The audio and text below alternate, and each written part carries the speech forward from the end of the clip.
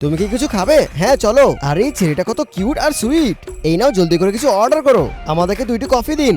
আরে আমার তো লেট হয়ে গিয়েছে, এখন আমাকে যেতে হবে। চলো বাই বাই। বস মেয়েটা কেমন ছিল? আরে ও তো অনেক কিউট। যিনি কাল যে ছেলেটার সাথে দেখা করতে গিয়েছিল সেটা কেমন? দোস্ত ছেলেটা অনেক কিউট আর অনেক ভালো। কি তাই?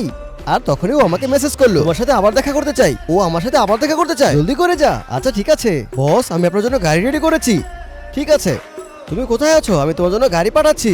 না না ঠিক আছে, লাগবে না, আমি অনেক দূরে যাব, আমি বাসে করে চলে যাব। আচ্ছা ঠিক আছে, এখন গাড়ি লাগবে না। ঠিক আছে বস। আরে দাঁড়াও দাঁড়াও, এই হোটেলে খাবারের দাম বেশি, চলো ওদিকে যাই। দেখো এই হোটেলে খাবারগুলো অনেক ভালো আর দামেও কম, এখন ভালো করে খেতে পারবো। এই নাও, এটা তুমি নাও। এরপর খাওয়ার পর আমরা দুজন মিররের মধ্যে ছবি তুললাম। বাহ ম্যাডাম, আপনার পছন্দ তো খুব ভালো। এই সুন্দর জ্যাকেটের দাম মাত্র 15,000 টাকা। আপনাকে একটু ডিসকাউন্ট দিব, আপনি কি নিবেন? আচ্ছা আমরা এখন নিব না এটা। আরে জিনি কি হলো?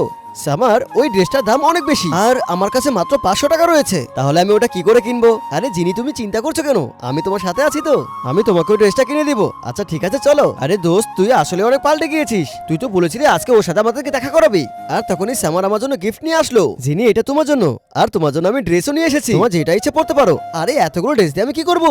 তার আগে তুমি যদি বাংলাদেশ থেকে হও তাহলে ভিডিওতে একটা লাইক করো, আর ইন্ডিয়া থেকে হলে চ্যানেলটি সাবস্ক্রাইব করো। আমি বাংলাদেশ থেকে এই জন্য লাইক করে দিয়েছি, আর কমেন্টসে তুমি তোমার দেশের পতাকা দিয়ে যাও।